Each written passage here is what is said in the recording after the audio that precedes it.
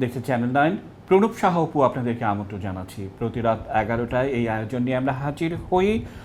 বিশেষ করে মাননীয় প্রধানমন্ত্রী শেখ হাসিনার ভারত সফরের পর ফিরে এসে তিনি যে সংবাদ সম্মেলন করলেন এবং তার আগে থেকেই আমরা দেখছি যে বিশেষ করে সোশ্যাল মিডিয়া এবং সর্বত্র নানা ধরনের গুজব, মিথ্যা তথ্যর এক ধরনের আবারও বাংলাদেশকে নানা ধরনের সমস্যায় ফেলানোর একটা চেষ্টা আমরা দেখছি। আমরা আজকে কথা বলার চেষ্টা করব বাংলাদেশ ভারত সম্পর্ক, গুজব এবং তারপর আমরা দুজনকে আমন্ত্রণ জানিয়েছি। সিনিয়র সাংবাদিক আলী হাবিব আমাদের সাথে যুক্ত রয়েছেন। হাবিব ভাই স্বাগত জানাচ্ছি, এবং মোহাম্মদ হাফিজুর রহমান, বঙ্গবন্ধু গবেষক, অর্থনীতি, বিনিয়োগ এবং রাজনৈতিক বিশ্লেষক। আপনাদের দুজনকে স্বাগত জানিয়ে আজকের অনুষ্ঠান শুরু করতে চাইছি। আলী হাবিব ভাই, আপনাকে দিয়ে শুরু করব। বিশেষ করে আমরা দেখছি যে মাননীয় প্রধানমন্ত্রীর এই সফরটি যখন চলছিল তখনই নানা মাত্রিক বিষয়গুলো নিয়ে সোশ্যাল মিডিয়ায় এক ধরনের অপপ্রচার আমরা দেখছি। বিশেষ করে রেলের ছবি দিয়ে সেখানে সাপ যুক্ত করে এক ধরনের অপপ্রচার, এবং কিছুই অর্জিত হয়নি এরকম একটি বিষয়। বিএনপির পক্ষ থেকেও নানান ধরনের কাল্পনিক তথ্যপাত্র তুলে ধরা। মানে আমরা সবসময় দেখেছি যে ইন্ডিয়ান রাজনীতি এই দেশে যখনই একটুখানি ভারত সফর কিংবা এই ধরনের ব্যাপারগুলি হয় তখন যেন মনে হয় যে আবারও আগের মতো একটা চেষ্টা চলে। সব ধারাবাহিকতায় বারবার বলা হচ্ছে, মাননীয় প্রধানমন্ত্রী সংবাদ সম্মেলন করে বলেছেন যে কী অর্জন হয়েছে। আবার তিস্তার পানি নিয়ে এক ধরনের অস্থিতিশীল পরিস্থিতি সৃষ্টির চেষ্টা চলছে দুই দেশের সম্পর্কের মধ্যে। আবার গঙ্গার পানি বন্টন 30 বছরের জন্য রিনিউর যে বিষয়টি আছে সেটি যেন না হয়, সেটি নিয়ে মমতা বন্দ্যোপাধ্যায়ের চিঠি এবং তার প্রেক্ষিতে নরেন্দ্র মোদীর অফিসের বক্তব্য, এবং তার প্রেক্ষিতে সোশ্যাল মিডিয়ায় যারা গুজব রটান তাদের নানামাত্রিক টেমপ্লেট, এগুলি নিয়ে নানান সমস্যা বা দুই দেশের সম্পর্কে আদৌ কোনো প্রভাব পড়বে কিনা। আলী হাবিব, কি যুক্ত করবেন? ধন্যবাদ প্রণব সাহা অপু। প্রশ্নের শেষ অংশটুকু হচ্ছে যে দুই দেশের সম্পর্কে কোনো প্রভাব পড়বে কিনা। এর জবাব হচ্ছে যে দুই দেশের সম্পর্কে কোনো প্রভাব পড়বে না। প্রভাব না পড়ার কারণটি হচ্ছে যে বাংলাদেশ আর ভারতের মধ্যে যে সম্পর্কটি, সেই সম্পর্কটি শুধুমাত্র গুজবের উপরে নির্ভর করে না। বাংলাদেশ এবং ভারতের যে সম্পর্কটি তৈরি হয়েছে এই সম্পর্কটি অনেক পুরনো। এই সম্পর্কটি আত্মিক, এবং 1971 সালে এসে এই সম্পর্কটি দাঁড়িয়েছে রক্তের বন্ধনে, এবং যে আত্মিক সম্পর্কটি একেবারে স্থির একটি অবস্থা পেয়েছে বা স্থায়িত্ব পেয়েছে রক্তের বন্ধনে, সেই রক্তের বন্ধনকে কোনো গুজব, কোনো কিছুই কিন্তু কখনো প্রভাবিত করতে পারে না। আমি ওমর খৈয়ামের একটা ছোট্ট রুবায়াত ওমর খৈয়াম থেকে একটা ছোট্ট শোনাই, যেটি কান্তি ঘোষ অনুবাদ করেছেন। দূরের বাদ্য লাভ কি শুনে মাঝখানে তার বেজায় ফাঁক, নগদ যা পাও হাত পেতে নাও, বাকির খাতায় শূন্য থাক। এখন এই যারা গুজব রটনাকারী তাদের কাজটি হচ্ছে গুজব রটনা করা, এবং তারা ওই দূরের বাদ্যটি বাজিয়ে যাবে। তারা দূরের বাদ্য বাজিয়ে যাক, সেটা শুনে আমাদের কোনো লাভ নেই। সেখানে যে দূরত্বটি আছে ওই দূরত্বটি কখনোই পূরণ হবে না, বরং আমরা কি পাচ্ছি সেই পাওনাটাই হচ্ছে বড় কথা। যেমন আমরা এই সম্পর্কের বিষয়টি নিয়ে যখন কথা উঠেছে, এবারকার সফরটা যদি আমি দেখি, শুধু এবারের সফর না, তার আগে যিনি মন্ত্রিসভার শপথ গ্রহণ অনুষ্ঠানে যখন তিনি গিয়েছিলেন, যখন গিয়েছিলেন, তখন যদি আমরা দেখি সেই সময়টাতে সেখানে রাজনীতি কোনো প্রভাব বিস্তার করেনি। নরেন্দ্র মোদী শপথ গ্রহণ করছেন, সেখানে আমাদের প্রধানমন্ত্রী শেখ হাসিনা আমন্ত্রিত হয়ে গেছেন, সে আমন্ত্রণে তিনি গেছেন। কিন্তু দেখুন, সব ধরনের রাজনৈতিক যে পক্ষগুলো আছে তাদের সঙ্গে তার বৈঠক হচ্ছে, এবং সেখানে আন্তরিকতার প্রকাশটা আমরা দেখতে পাচ্ছি। নরেন্দ্র মোদীর সঙ্গে যখন তার কথা হচ্ছে তখন সেখানে আন্তরিকতার প্রকাশ আমরা দেখতে পাচ্ছি। বিজেপির যে রাজনৈতিক গুরু আদবানি, তার বাড়িতে তিনি যাচ্ছেন, সেখানে তার সঙ্গে কথা বলছেন, এবং এই যে আন্তরিকতার জায়গাটি একদিনে তৈরি হয় না, এবং একদিনের গুজব দিয়ে এই আন্তরিকতাটাকে নষ্ট করা যায় না। এবারকার বিষয়টা যদি আমরা দেখি, তাকে যেভাবে সেখানে সম্বর্ধনা জানানো হয়েছে, অভ্যর্থনা জানানো হয়েছে, যেভাবে তাকে প্রেসিডেন্ট হাউসে নেওয়া হয়েছে বা প্রধানমন্ত্রীর সঙ্গে যে বৈঠকটি তার হয়েছে, সেখানে কিন্তু সমস্ত কিছু ছাপিয়ে, এমনকি যে কূটনৈতিক যে সব বিষয়গুলো আছে সমস্ত কিছু ছাপিয়ে পারস্পরিক সম্পর্কের যে হার্দিক জায়গাটি, সেই হার্দিক জায়গাটি কিন্তু বারবার করে উঠে এসেছে, সেটি প্রমাণিত হয়েছে। আমরা যখন দেখছি যে সেখানে যে এমওইউ গুলো স্বাক্ষর হচ্ছে কিংবা আর যে সব কথাগুলো বার্তাগুলো হচ্ছে, সেখানে আন্তরিকতাটা খুব স্পষ্ট। যে কোনো দুটি দেশ তো বটেই, এবং সেই দুটি দেশ যদি হয় নিকট প্রতিবেশী, সেই নিকট প্রতিবেশীর সম্পর্কটি সবসময় নির্ভর করে হচ্ছে আন্তরিক সম্পর্কের উপরে। জি, আমরা জানি যে আলী হাবিব, আমি আপনার এই কথা সূত্র ধরে আন্তরিক পরিবেশ এবং আমরা মাননীয় প্রধানমন্ত্রী তার সংবাদ সম্মেলনেও কিন্তু এই বিষয়টি বললেন। আমি আসবো আপনার কাছে, আমাদের সঙ্গে হাফিজুর রহমান আছেন, তার থেকে একটু শোনার চেষ্টা করব। আপনি একটা বিষয় আপনি খেয়াল করবেন যে বিশেষ করে আমরা জানি যে প্রতিবেশীদের বা এক দেশ আরেক দেশের সঙ্গে শীর্ষ বৈঠক যখন হয় তখন একটা জয়েন্ট ডিক্লারেশন হয়। এবারই প্রথম আমরা দেখলাম যে এই জয়েন্ট ডিক্লারেশন না বলে জয়েন্ট ভিশন, অর্থাৎ ভারত এবং বাংলাদেশ, বাংলাদেশ এবং ভারত একসঙ্গে বহুদূর চলবে, সেই যৌথ ভিশন, যৌথ দূরদৃষ্টি সম্পন্ন ধারাবাহিকতাগুলো কি আসবে সেটার একটা, এবং খুব ভালো করে খেয়াল করে আপনি দেখবেন নরেন্দ্র মোদী যখন বললেন যে এই সফরে এই ব্যাপারগুলো হলো, মাননীয় প্রধানমন্ত্রী যখন বলতে গেলেন তখন তিনি বললেন যে আমি ডিটেইল এগুলো বলছি না, কিন্তু আমরা শুধু বলতে চাই যে আমাদের দেশে স্বাধীনতার সময়টিতে এই ভারতের প্রায় 15,000-এরও বেশি সৈনিকের রক্ত এখানে রয়েছে। অতএব আমাদের সামনের দিকে তাকাতে হবে, বৃহত্তর জনগণের কল্যাণের জন্য যা যা করণীয় আমরা সেটা করব। খুবই দৃঢ়তার সঙ্গে বললেন মাননীয় প্রধানমন্ত্রী। সংবাদ সম্মেলনেও আজকে সেই কথাটি বললেন। এবং সবচেয়ে গুরুত্বপূর্ণ কথা, ভারতের রাজনীতি সরকারি দল হোক, বিরোধী দল হোক বা যে কোনো দল হোক, এমনকি মমতা ব্যানার্জিও হোক, প্রত্যেকের সঙ্গে বাংলাদেশের প্রধানমন্ত্রীর যে সম্পর্ক সেটি সকল কিছুকে ছাড়িয়ে, মানে সেই সম্পর্কগুলো মাননীয় প্রধানমন্ত্রীর ভাষায় রাজনীতির ঊর্ধ্বে। হাফিজ, আপনি কি মনে করেন? ধন্যবাদ আপনাকে। দেখেন, দুইটা রাষ্ট্রের যে সম্পর্ক বাংলাদেশ এবং ভারতের, এই সম্পর্কটা তো অবিচ্ছেদ্যই হওয়ার কথা, কারণ প্রতিবেশী রাষ্ট্র। তার চেয়ে বড় বিষয় হচ্ছে যে আমাদের সাথে ভারতের সম্পর্কটি ডাইমেনশনটা কোথায় হয়। আপনি শুধু 71 না, 71-এর আগেও যদি দেখেন যে এই যে বাংলাদেশ নামক যে ভূখণ্ডটি, সার্বভৌম যে ভূখণ্ডটি আমরা পেলাম 71 সালের মহান স্বাধীনতা যুদ্ধের পরে, সেই ভূখণ্ডের স্বাধীনতা প্রাপ্তির জায়গাতে আমাদের এই পার্শ্ববর্তী রাষ্ট্রটির অবদান কি ছিল? অসাধারণ একটা অবদান ছিল। এবং সেই অবদানটা কিন্তু ক্ষেত্রে আপনি দেখেন, আপনিও জানেন যে বঙ্গবন্ধু একটি সুদীর্ঘ সংগ্রাম করেছিলেন। সেই সংগ্রামে কিন্তু সবসময় আমরা ভারতকে দেখেছি পাশে থাকতে। আমরা 71 সালে যুদ্ধ করলাম এবং ভারতের সৈনিক মারা গেল, ভারতের অফিসাররা মৃত্যুবরণ করলেন। কোন জায়গায়, কি কারণে? সেখানে সেই যুদ্ধে কিন্তু তারা আমাদের বাঙালিদের সাথে কাঁধে কাঁধ মিলিয়ে যুদ্ধ করেছিলেন।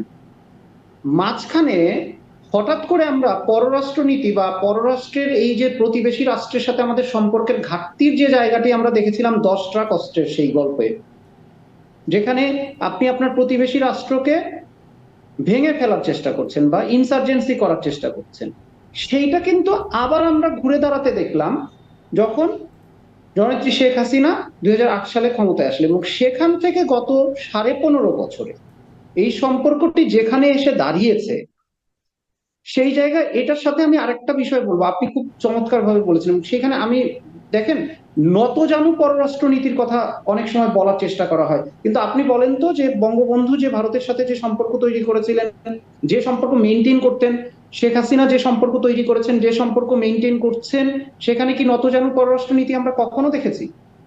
আমরা কিন্তু দেখি নাই। বরং কি হয়েছে, আপনি যখন ব্লু ইকোনমি, যখন আপনার সমুদ্র সীমার কথা আসছে, তখন কিন্তু আমরা আইনি লড়াই করেছি এবং আমরা জিতেছি পার্শ্ববর্তী রাষ্ট্র। কিন্তু যেই জায়গাটা আমরা বন্ধ করার চেষ্টা করেছি সেটা হচ্ছে আমার ভূখণ্ড ব্যবহার করে আমার প্রতিবেশী রাষ্ট্রে ইনসার্জেন্সি আপনি করতে দিবেন না। আমার ভূখণ্ড ব্যবহার করে আমার প্রতিবেশী রাষ্ট্রে আপনি সন্ত্রাসবাদ লালন পালন করবেন না। এই একই ব্যাপার যদি আমরা ভারতের ক্ষেত্রেও দেখি, তারাও কিন্তু সবসময় বন্ধুত্বের হাতি বাড়িয়ে দেয়। এবং আজকে মাননীয় প্রধানমন্ত্রী খুব চমৎকার ভাবে তিস্তা প্রকল্পের কথা বলেছেন। ব্যাখ্যাটা দিয়েছেন। আমরা যারা মোটামুটি জানি যে যেই অপপ্রচার করার চেষ্টা করা হয়, যে ডাইমেনশনটা দেওয়ার চেষ্টা করা হয় তিস্তা প্রকল্প নিয়ে, বাস্তবতাটা কি, বাস্তবতা জায়গাতে সেখানে কিন্তু মমতা ব্যানার্জিও আরেকটি গুরুত্বপূর্ণ পার্ট। এবং সেই ক্ষেত্রে কি বলা হচ্ছে যে দুই রাষ্ট্রেরই স্বার্থে যা যা করণীয় মাননীয় প্রধানমন্ত্রী চমৎকার করে গাইডলাইন দিয়ে দিয়েছেন। সুতরাং সম্পর্কের এই জায়গাটি আসলে বন্ধুত্ব সবকিছুর ঊর্ধ্বে ঊর্ধ্বে। যেমন বঙ্গবন্ধু একেবারে কি হলো, যখন এই যে যেই ভারতীয় সৈনিকরা আমাদের সাথে যুদ্ধ করলো তাদেরকে কিন্তু বঙ্গবন্ধুর জন্মদিনে, তাই না, 1972 সালের 17ই মার্চে বঙ্গবন্ধুর জন্মদিনের উপহার হিসাবে ইন্দিরা গান্ধী তাদেরকে ফেরত নিয়ে গিয়েছিলেন। একইভাবে আমাদের নেত্রীও, মানে আপনি সম্পর্কটিও রাখবেন, আবার আপনি মাথা উঁচু করেও থাকবেন। এইখানেই অনন্য নজির আসলে বঙ্গবন্ধু এবং তার কন্যা। এই জায়গাটাতেই মৈত্রীর ক্ষেত্রে যে আমি সবার সাথে বন্ধুত্ব, কারোর সাথেই শত্রুতা নেই, এটি তো আমার জি বেসিক জায়গা। জি আপনি আপনি অনেক সুন্দর করে বলছিলেন যে আসলে জন্মদিনের উপহারটা যে এরকম হতে পারে, এটাও পৃথিবীর ইতিহাসে বিরল, এটি একটি দিক। আলী হাবিব, আপনার কাছ থেকে আমি একটু শোনার চেষ্টা করব যে বিশেষ করে আমি কিছুক্ষণ আগে গৌতম লাহিড়ীর সঙ্গে কথা বলছিলাম যে নানা বিষয় নিয়ে বাংলাদেশ ভারত সম্পর্ক এবং বিশেষ করে গঙ্গার পানি চুক্তির একটি বিষয় নিয়ে মমতা বন্দ্যোপাধ্যায়ের চিঠি, এবং সেই চিঠিতে মাননীয় প্রধানমন্ত্রী সুন্দরভাবে সেটি বলার চেষ্টা করেছেন। আবার মমতা বন্দ্যোপাধ্যায় বলেছেন রাজ্য সরকারকে পাশ কাটিয়ে প্রেস ট্রাস্ট অফ ইন্ডিয়ার একটি প্রতিবেদন প্রকাশিত হয়েছে, সেখানে দেখানো হয়েছে যে গেল বছর থেকেই কেন্দ্র সরকার রাজ্য সরকারের সঙ্গে যোগাযোগ করেছে, মমতা ব্যানার্জি তার পছন্দের মতো এক কর্মকর্তাকেও পাঠিয়েছেন, সব কিছু ঠিক আছে। কিন্তু বাংলাদেশের প্রধানমন্ত্রী তিনি বলছেন যে এই চুক্তিটি যদি নবায়ন নাও হয় তাহলে কোনো অসুবিধা নেই। কেন অসুবিধা নেই আপনার কাছ থেকে আমি শুনবো। একদম ছোট্ট একটা বিরতি নিয়ে নিচ্ছি, ছোট্ট বিরতি, আমাদের সঙ্গে থাকুন।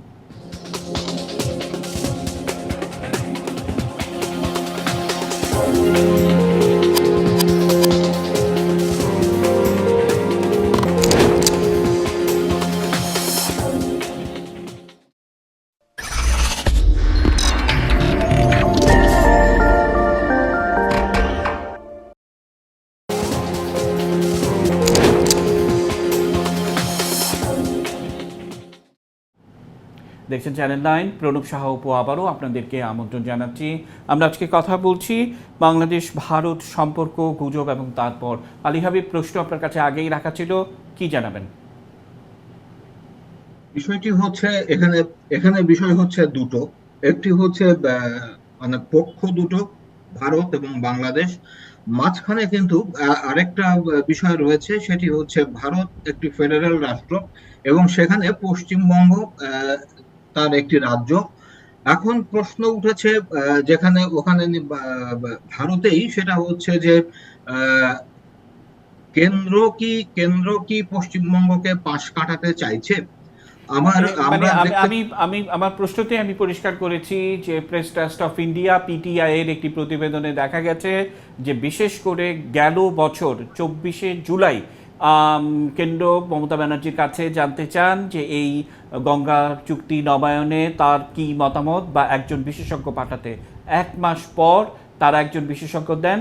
সেই বিশেষজ্ঞ এই 2024 সালের 4 জানুয়ারি তারা প্রতিবেদন দেন যে তাদেরকে কি কত অর্থ প্রদান করতে হবে, সেটি মোটামুটি তারা রাজি। কিন্তু আমার কথা হচ্ছে তারপরও মমতা ব্যানার্জি এই চিঠি লিখলেন এবং তাদেরকে পাশ কাটানোর কথা বলেছেন, কিন্তু কার্যত সেটি সত্য নয়।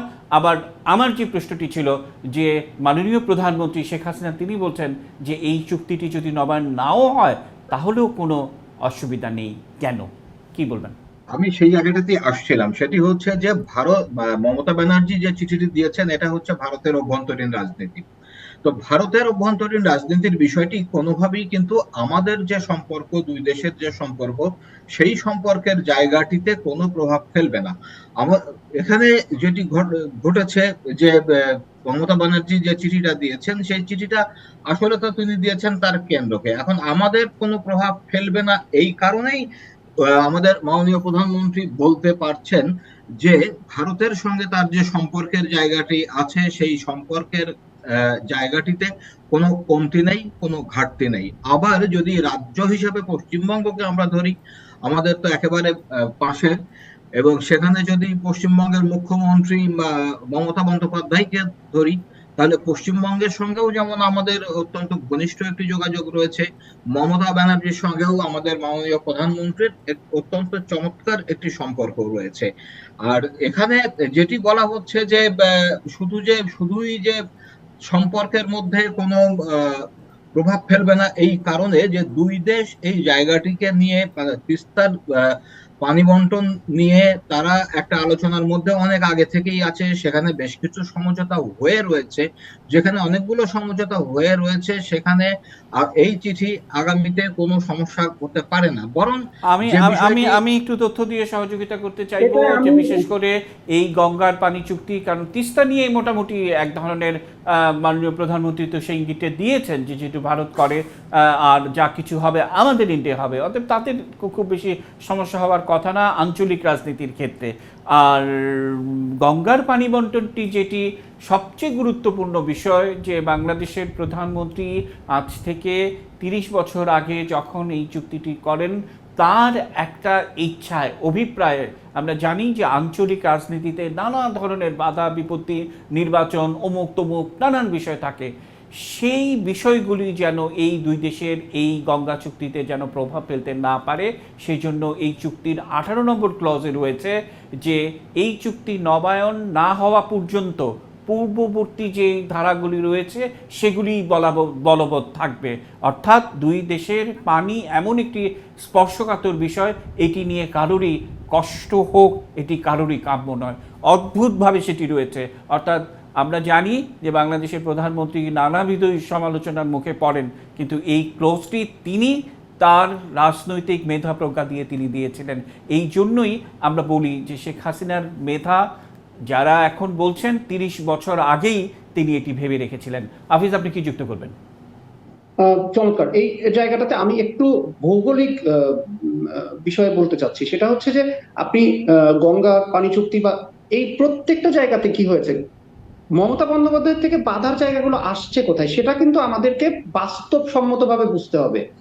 যেই চুক্তি হয়েছিল তার আগেই যে আপনার এই যে বাঁধ দিয়ে আপনার কি হয়েছে, ভারতেরই বিভিন্ন প্রদেশে বিভিন্ন জায়গায় কিন্তু সেচের ব্যবস্থা করা হয়েছে, খাল আপনার শাখা নদী কাটা হয়েছে বা খনন করা হয়েছে, এবং সেভাবে করে কিন্তু সেচের একটা ডিস্ট্রিবিউশন কিন্তু সেখানে আছে। তো এই যে ডিস্ট্রিবিউশনটা আছে, এখানে আপনি চট করে চাইলেই কিন্তু পারছেন না। আজকে মাননীয় প্রধানমন্ত্রী খুব পরিষ্কার করেছেন ব্যাপারটা, সেটা হচ্ছে যে আপনার নাব্যতাটা এখানে খুব গুরুত্বপূর্ণ। আপনি নদীকে, এখন আমরা আসলেই কি ক্ষতির সম্মুখীন হচ্ছি কিনা, আমরা কিন্তু এখন আপনি পারসেপশন বিল্ড আপ করার জন্য অনেক কথা বলতে পারবেন, কিন্তু মাননীয় প্রধানমন্ত্রী চমৎকার করে ব্যাখ্যাটা দিয়েছেন যে আমি শেখের বেটি এমন কিছু কখনোই করব না যেটা আমার রাষ্ট্রে, আমার বাংলাদেশের জন্য যে বাংলাদেশের স্বার্থহানি হয় সেটি অন্তত শেখ হাসিনার হাত দিয়ে হবে, এটা বাংলাদেশের মানুষও বিশ্বাস করে না। আলী হাবিব, একটা বিষয় যে এই পানি চুক্তিটি যখন হয় আজ থেকে 30 বছর আগে, সেই সময়ে জ্যোতি বসুর একটি ইন্টারভিউ ছাপা হয়েছিল, পিটিআই ইন্টারভিউটা করেছিল, সেখানে বলেছিলেন যে পানি এমন স্পর্শকাতর, এই জল গড়িয়ে বাংলাদেশে যাবে, সেখানকে সমৃদ্ধ করবে, এই জল ভারতবর্ষকে সমৃদ্ধ করবে, উর্বর করবে, এবং আমাদের এই দুই প্রতিবেশীর কারোরই জল নিয়ে কষ্ট পাক, এটি রাজনীতির অংশ হতে পারে না। অদ্ভুত বক্তব্য। আমরা 30 বছর পরও সেটি মনে করি। আমি একেবারে শেষ পর্যায়ে চলে এসেছি, সমাপনী বক্তব্যে কি যুক্ত করবেন আলী হাবিব? আমরা যখন তিস্তা নিয়ে কথা বলছিলাম, সেই তিস্তার সঙ্গে আরেকটু যুক্ত করি, ভারত এবং বাংলাদেশের মধ্যে অভিন্ন 54টি নদী রয়েছে। এইসব নদীর অনেকগুলোর উৎস হচ্ছে চীন, অনেকগুলোর উৎস নেপাল এবং ভুটান। সুতরাং আমাদের এলাকার পানি নিয়ে যে সমস্যাটি রয়েছে, এটা শুধুমাত্র বাংলাদেশ এবং ভারতের পক্ষে পরিপূর্ণ সমস্যার সমাধান করা সম্ভব হবে না।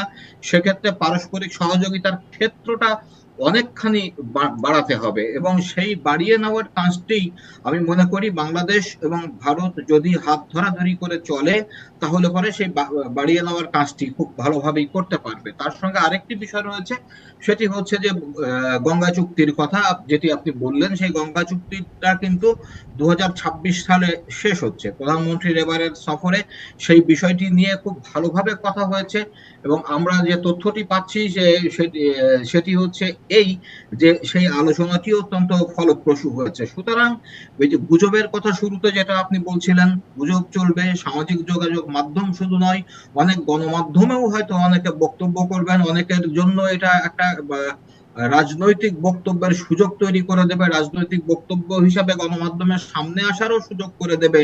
কিন্তু সেসব কিছুকে পেছনে ফেলে দুই দেশ, বাংলাদেশ এবং ভারত, এগিয়ে যাবে হাত ধরাধরি করে। দুইটি দেশের আর্থিক সম্পর্ককে আগামী দিনেও বজায় থাকবে, সেটাই আমি মনে করি। অসংখ্য ধন্যবাদ, কৃতজ্ঞতা। হাফিজ, শেষ কথা কি যুক্ত করবেন? আমি একটা জায়গা যুক্ত করতে চাই, সেটা হচ্ছে যে বন্ধুত্ব যখন সংস্কৃতি, আমাদের সংস্কৃতি, ভারত আর বাংলাদেশের সংস্কৃতিটা কিন্তু বন্ধুত্বের সংস্কৃতি, এবং আপনার প্রতিবেশী রাষ্ট্র আপনার বন্ধু হবে, এটিই হওয়ার কথা ছিল, এটিই হয়েছে এবং এটিই হচ্ছে। সেই ক্ষেত্রে ভারত যেমন ছাড় দিচ্ছে, আমরা ছাড় দিচ্ছি, সবকিছু মিলিয়েই কিন্তু পজিটিভলি জিনিসগুলো সামনে এগোচ্ছে। আমাদের আমাদের নেতৃত্বের প্রতি ভরসা রাখা উচিত। আমাদের নেতৃত্ব যা করছে, বঙ্গবন্ধু যা করেছেন, বঙ্গবন্ধু কন্যা যা করছেন, তারা তো তাদের নিজেদের জীবন বিপন্ন করে, বঙ্গবন্ধুকে তো হত্যাই করা হয়েছিল, এবং আমাদের নেত্রীও অনেকবার হত্যা চেষ্টা হয়েছে, সংকটাপন্ন যে জায়গাগুলো সেটাইও আমরা জানি। সুতরাং তারা এমন কিছুই বঙ্গবন্ধু কন্যা অবশ্যই করবেন না যেটি বাংলাদেশের ক্ষতি হবে। অসম্ভব অসাধারণ একটি বন্ধুত্বপূর্ণ সম্পর্ক নিয়ে ভারত বাংলাদেশের মৈত্রী এগিয়ে যাক, এটাই প্রত্যাশা। অসংখ্য ধন্যবাদ এবং কৃতজ্ঞতা আলী হাবিব এবং মোহাম্মদ হাফিজুর রহমান। আপনাদের দুজনকে আবারও শুভেচ্ছা জানিয়ে আজকের আয়োজন এখানে শেষ করতে চাই। দর্শক, এই ছিল আমাদের আজকের আয়োজন। রবি থেকে বৃহস্পতি রাত 11টায় এই আয়োজন নিয়ে আমরা হাজির হই। আজ বিদায় নিচ্ছি। শুভরাত্রি।